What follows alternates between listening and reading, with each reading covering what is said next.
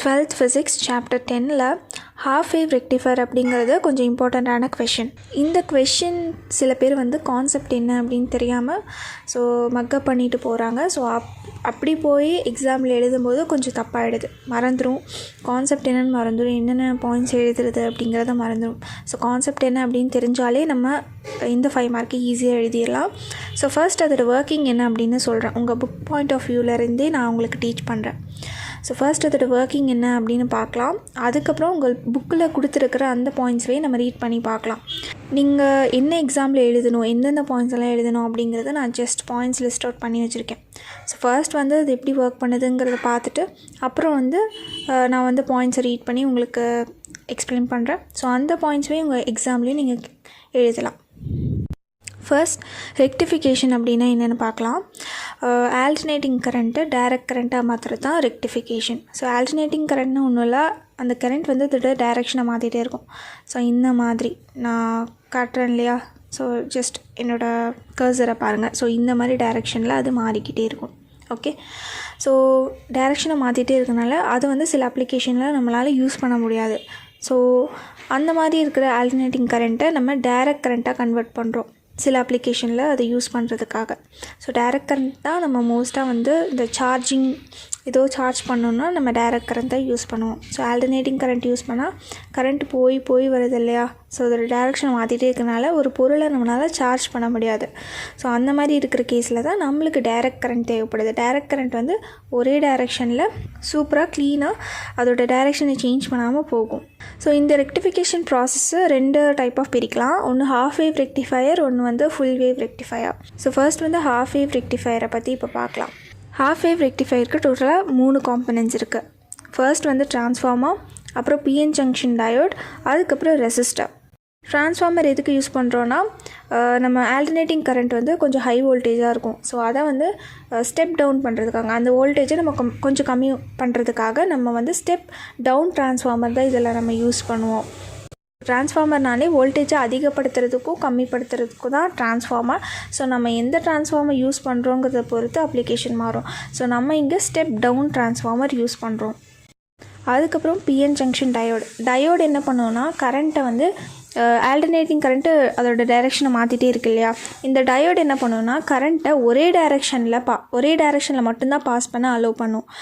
Direction கரண்ட்டோட direction ஒரே டைரெக்ஷனில் இருக்கணும் அப்படிங்கிறதுக்காக இங்கே நம்ம டயோடு யூஸ் பண்ணுறோம். அதுக்கப்புறம் ரெசிஸ்டர், கொஞ்சம் கரண்ட்டை நம்மளுக்கு தகுந்த மாதிரி ரெசிஸ்ட் பண்ணுறதுக்காக, நமக்கு தகுந்த மாதிரி மாடிஃபை பண்ணுறதுக்காக ரெசிஸ்டர் யூஸ் பண்ணுறோம். டோட்டலாக 3 காம்பனன்ட்ஸ் தான் நம்ம இங்கே யூஸ் பண்ணுறோம். இந்த டயக்ராம் உங்கள் புக்கில் கொடுத்துருக்கிற டயக்ராம். இந்த டயக்ராம் யூஸ் பண்ணி நம்ம இதோட ஒர்க்கிங் என்ன அப்படின்னு பார்க்கலாம். இதில் நம்ம சொன்ன காம்பனன்ட்ஸ் எல்லாம் கனெக்ட் பண்ணியிருக்காங்க பார்த்தீங்களா. இங்கே ட்ரான்ஸ்ஃபார்மர் இருக்குது, அப்புறம் டயோடு இருக்குது, இங்கே ரெசிஸ்டர் இருக்குது. இந்த இடத்துல இருந்து தான் ஆல்டர்னேட்டிங் கரண்ட் சிக்னல் நம்ம பாஸ் பண்ண போகிறோம், அதாவது நம்மளோட இன்புட். இந்த இடத்துல இருந்து தான் நம்மளோட அவுட்புட்டை வெளியில் எடுக்க போகிறோம். ஓகேவா, நம்மளோட அவுட்புட் என்ன, டிசி கரண்ட். இப்போது நான் ஸ்லைடில் காட்டுற மாதிரி பாருங்கள், ஏசி கரண்ட்டோட டைரெக்ஷன் மாறிக்கிட்டே இருக்குது பார்த்தீங்களா. இந்த ஏசி கரண்ட் இப்படி மாறிட்டே இருக்குது. மாறிட்டே ட்ரான்ஸ்ஃபார்மர் வழியாக பாஸ் ஆகுது. ட்ரான்ஸ்ஃபார்மர் வழியாக போகும்போது 2 சைடுமே ஏபி 2 டெர்மினல்லையுமே அது பாஸ் பண்ணும். கரெக்டாக டெர்மினல் ஏல கரண்ட் பாஸ் ஆகுது, டயோடு வழியாக அப்படியே பாஸ் ஆகி போகும், நம்மளோட அவுட்புட்டை போய் சேர்ந்துடும். கரெக்டாக இப்போது ஆல்டர்னேட்டிங் கரண்ட் அதோட டைரெக்ஷனை மாற்றிட்டே இருக்கும். ஃபஸ்ட்டு ஏங்கிற டெர்மினலுக்குள்ளே அது போகும்போது அது பாஸ் பண்ணி போயிடும். இதுவே பிங்கிற டெர்மினலுக்குள்ளே அது போகும்போது என்ன ஆகுனா, அது ரிவர்ஸ் டைரெக்ஷனாக மாறுது இல்லையா. ரிவர்ஸ் டைரெக்ஷனாக மாறும்போது அப்படியே அது பியில் பாஸ் பண்ணி அப்படியே ரெசிஸ்டர் வழியாக பாஸ் பண்ணி போகும். ரெசிஸ்டர் வழியாக பாஸ் பண்ணி டயோடை ரீச் பண்ணும். ஓகே, இப்படி ரிவர்ஸ் டைரெக்ஷனில் டயோடை ரீச் பண்ணி அது பாஸ் பண்ண போகும். அப்போ டயோடு அலோவ் பண்ணாது கரண்ட்டை. ஏன்னா அது ஒரு டைரெக்ஷனில் தான் அலோவ் பண்ணும். ஏங்கிற டைரெக்ஷன்லேருந்து வந்தால் மட்டும்தான் அது அலோவ் பண்ணும். பிங்கிற டைரெக்ஷன்லேருந்து வரும்போது அது அலோவ் பண்ணாது. பி வழியாக போகிற கரண்ட் எதுக்குமே யூஸ் ஆகாமல் அது ஜஸ்ட் போன வழியிலே போயிட்டு திரும்பி ரிவர்ஸ் வந்துடும். ஏ வழியாக போகிற கரண்ட் தான் அதுதான் நம்மளோட அவுட்புட்டை போய் சேருது. ஸோ இந்த மாதிரி நம்ம ஒரு ஃபுல்லாக ஒரு ஏசி கரண்ட்டு கொடுக்குறோம், அதில் ஹாஃப் ஆஃப் த கரண்ட் மட்டும்தான் நம்ம யூஸ் பண்ணுறோம் கரெக்டாக. ஸோ மற்ற கரண்ட் வந்து பிளாக் பண்ணிடுது அந்த டயோடே. ஸோ இதனால தான் இதுக்கு பேர் ஹாஃப் வேவ் ரெக்டிஃபையர் அப்படின்னு சொல்லி இதுக்கு நேம் வந்துச்சு. இப்போது டயக்ராமேட்டிக் எக்ஸ்ப்ளனேஷன் அவ்வளோதான். இதில் இனி கொஞ்சம் டீப்பாக போட்டு ரொம்ப குழம்பிக்க வேண்டாம். இந்த எக்ஸ்ப்ளனேஷன் நம்மளுக்கு போதுமானது தான். ஸோ நான் சொன்ன அந்த கான்செப்டை கொஞ்சம் மைண்டில் வச்சுக்கலாம். இது டீப்பாக போய் ரொம்ப ஆராய்ஞ்சோன்னா நம்மளுக்கு நிறைய டவுட்ஸ் வந்துடும். ஓகேவா? ஸோ எப்போவுமே ரொம்ப போட்டு ஆராய வேணாம், ஜஸ்ட் மேலாப்பில் பார்த்துக்கோங்க. ஸோ இது வந்து நீங்கள் ரொம்ப டீப்பாக இதை படிக்கிறீங்கன்னா நீங்கள் வந்து ஒரு காலேஜ் லெவலில் போகும்போது இனி கொஞ்சம் டீப்பராக அதை பற்றி பார்க்கலாம். இப்போது உங்கள் புக்கில் கொடுத்துருக்க கிராஃப் பாருங்கள். நம்ம இன்புட் ஏசி சிக்னல் எப்படி கொடுத்தோம்? கர்வ், ஃபுல் கர்வ் அப்படி வருது கரெக்டாக. ஸோ ஆரிஜின் 0 இருக்குது, அதுக்கு மேலே இருக்கிற வேல்யூஸ் எல்லாம் என்னது? Positive values. ஆரிஜினுக்கு கீழே இருக்கிற வேல்யூஸ் எல்லாம் நெகட்டிவ் வேல்யூஸ். அப்போது ஆரிஜினுக்கு மேலே இருக்கிற அந்த கர்வ்ஸை ஒரு சைக்கிள்னு சொல்லலாம், அதை ஒரு பாசிட்டிவ் சைக்கிள்னு சொல்லலாமா? Okay.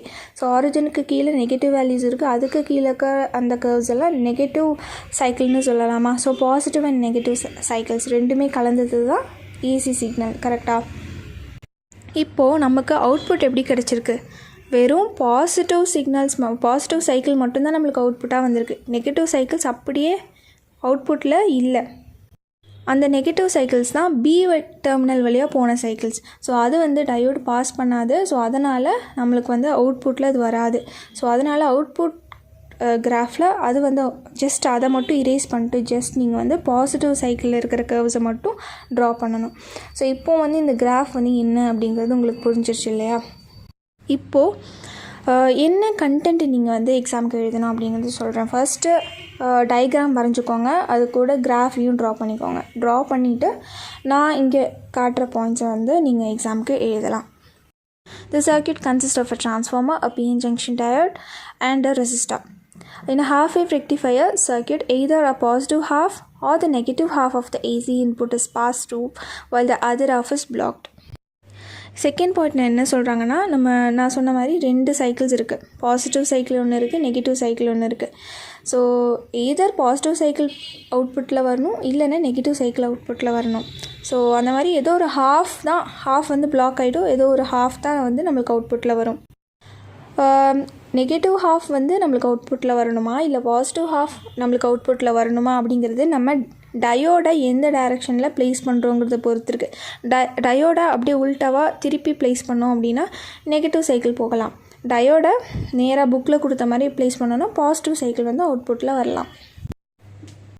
only one half of the input was reaches the output, correct? And then therefore it is called half wave rectifier. Here a PN junction diode acts as a rectifying diode. So இதில் main ஹீரோவே யார்? Diode, கரெக்டாக. So அந்த diode தான் அந்த கரண்ட்டை வந்து stop பண்ணுது. 2 சைட்லேருந்து வர கரண்ட், ஏதோ ஒரு கரண்ட்டை ஸ்டாப் பண்ணுது, ஒரு கரண்ட்டை மட்டும் அலோவ் பண்ணுது. ஸோ அந்த டயோடு தான் இங்கே வந்து நம்மளுக்கு ரெக்டிஃபை பண்ணி கொடுக்குறது. ஸோ இதனால் இந்த டயோடை வந்து நம்ம ரெக்டிஃபையிங் டயோடு அப்படின்னு சொல்கிறோம். During the positive half cycle, when the positive half cycle of the AC input signal passes through the circuit, terminal A becomes positive with respect to terminal B. So terminal A தான் இங்கே வந்து positive நமக்கு. The diode is forward biased and hence it conducts. So இப்போ diode வந்து நம்ம நேராக place பண்ணிக்கோங்க, உங்கள் புக்கில் காமிக்கிற மாதிரி கரெக்டாக நேராக ப்ளேஸ் பண்ணியிருக்கனால ஸோ அது வந்து ஃபார்வர்ட் பயாஸ் ஆகுது. ஸோ அதனால் அங்கே வந்து கரண்ட் வந்து கண்டக்ட் ஆகுது, கரெக்டாக. The current flows through the load resistor RL. So அந்த ரெசிஸ்டரை நம்ம லோட் ரெசிஸ்டர்னு சொல்கிறோம். And the AC voltage developed across RL contributes the output voltage V0 and the waveform of the diode current. So அந்த RLல இருக்கிற voltage தான் நமக்கு வந்து output voltage. ஏன்னா ஆர்எல்ல தாண்டி தான் அவுட்புட்டுக்கு வெளியில் வரும். ஸோ அதை தான் அவங்க ஜஸ்ட் சொல்லியிருக்காங்க. இந்த பாயிண்ட்டை அப்படியே எழுதிக்கலாம். ஓகே. ஸோ அவுட்புட்டில் வெளியில் வர கரண்ட்டை யூஸ் பண்ணி தான் நம்ம அந்த கிராஃபை ட்ரா பண்ணுறோம். ஸோ அதை வந்து டயோட் கரண்ட் அப்படின்னு சொல்கிறோம். ஸோ வெளியில் வர கரண்ட்டை டயோட் கரண்ட் அப்படின்னு சொல்கிறோம். அதே மாதிரி during the negative half cycle, when the negative half cycle of the AC input signal passes through the circuit, terminal A is negative with respect to terminal B. So இப்போ வந்து reverse ஆகுது இல்லையா current, so அப்போ வந்து terminal ஏ இந்த தடவை நெகட்டிவாக இருக்கும் with respect to terminal B. Okay, now the diode is reversed biased, does not conduct and hence no current passes through RL. So இப்போது கரண்ட் ரிவர்ஸ் ஆகுறதுனால டயோடு வந்து ரிவர்ஸ் பயாஸ்ட் ஆகும். Reverse biased forward பயாஸ்னால் என்ன அப்படிங்கிறது already நம்ம learn பண்ணியிருப்போம் இல்லையா. So அந்த concept தான்.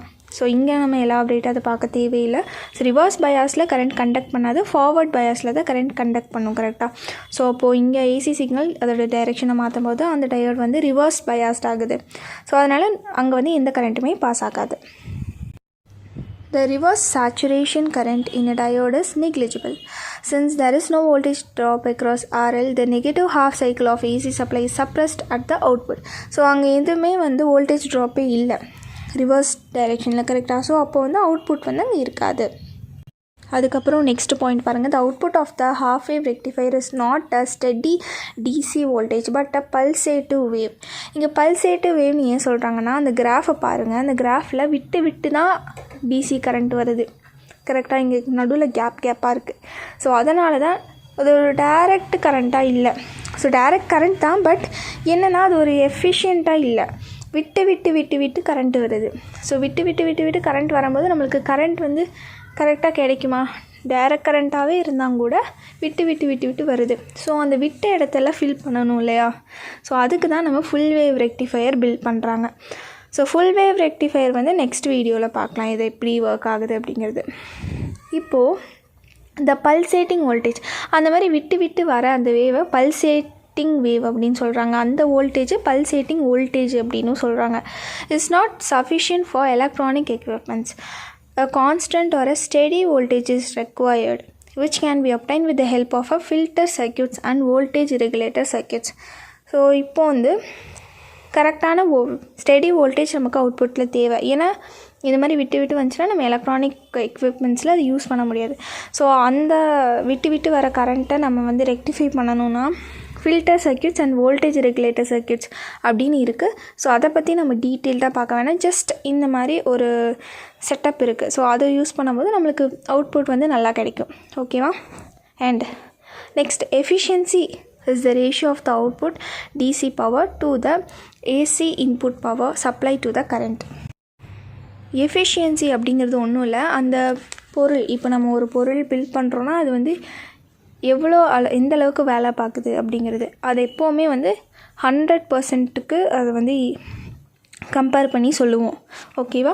ஸோ இந்த ஹாஃப் வேவ் ரெக்டிஃபையரோட எஃபிஷியன்சி வந்து 40.6% தான் எஃபிஷியன்சி இருக்குது. ஸோ அதை எப்படி கால்குலேட் பண்ணுவாங்க? நீங்கள் ஃபார்முலா கொடுத்துருக்காங்க. Ratio of output DC power to the AC input power. Input power and output பவரோட ரேஷியோ கரெக்டாக. ஸோ இதை பண்ணும்போது நம்மளுக்கு 40.6% அப்படின்னு கிடைக்கிது. ஸோ இதுக்கு மட்டும் இல்லை, எந்த எலக்ட்ரானிக் எக்யூப்மெண்ட் ஆர் ஏதோ ஒரு பொருள் நம்ம பில்ட் பண்ணாலும் அதுக்கு எஃபிஷியன்சி அப்படிங்கிறத ஒன்று கால்குலேட் பண்ணுவாங்க. ஸோ 100% எஃபிஷியன்சி வந்து நம்ம இது வரைக்கும் எந்த அந்த மாதிரி பொருளும் அச்சீவ் பண்ணதில்லை. எப்போவுமே எஃபிஷியன்சி கொஞ்சம் கம்மியாக தான் இது வரைக்கும் அச்சீவ் பண்ணியிருக்கோம். ஸோ அப்போ வந்து இந்த ஹாஃப் வேவ் ரெக்டிஃபையரோட எஃபிஷியன்சி வந்து 40.6%. ஓகே, நான் காட்டின அந்த கண்டென்ட்ஸ் வந்து நீங்கள் உங்களோட எக்ஸாமுக்கு எழுதிக்கோங்க. First diagram and graph draw பண்ணிவிட்டு தென் நான் வந்து கொடுத்துருக்கிற பாயிண்ட்ஸை நீங்கள் உங்களோட எக்ஸாமுக்கு எழுதலாம். இல்லைனா ஜஸ்ட்டு ரெக்டிஃபிகேஷன் அப்படின்னா என்ன அப்படின்னு முன்னாடி எழுதிட்டு அதுக்கப்புறம் கூட உங்களோட டயக்ராம் அண்ட் கிராஃபை நீங்கள் வந்து ட்ரா பண்ணிவிட்டு அதுக்கப்புறம் உங்களோட கண்டென்ட் எழுதிக்கலாம். ஆர்எல்ஸ் நீங்கள் கைட் புக்ஸ் வேறு எதுவும் ரெஃபர் பண்ணுறீங்கனாலும் அதில் இருக்கிற பாயிண்ட்ஸ் கூட நீங்கள் ஃபாலோ பண்ணிக்கலாம். இது வந்து உங்கள் புக்கில் இருக்கிற பாயிண்ட்ஸே தான் நான் எடுத்து பாயிண்ட் வைஸ் போட்டிருக்கேன். நெக்ஸ்ட் வந்து நம்ம ஃபுல் வேவ் ரெக்டிஃபையர் வந்து எப்படி ஒர்க் ஆகுது அப்படிங்கிறத பார்க்கலாம். ஸோ இது வந்து உங்களுக்கு புரிஞ்சது யூஸ்ஃபுல்லாக இருந்ததுன்னா என்னோடய சேனலை வந்து சப்ஸ்கிரைப் பண்ணிக்கோங்க. அண்ட் தென் இதே மாதிரி நிறையா வீடியோஸ் வந்து நான் உங்களுக்கு அப்லோட் பண்ணுறேன். உங்களுக்கு எந்த மாதிரி ஹெல்ப் தேவைப்படுது, உங்களுக்கு எந்த மாதிரி கண்டென்ட் வேணும் அப்படிங்கிறத ஜஸ்ட் கமெண்ட்டில் சொல்லுங்கள். தேங்க்யூ.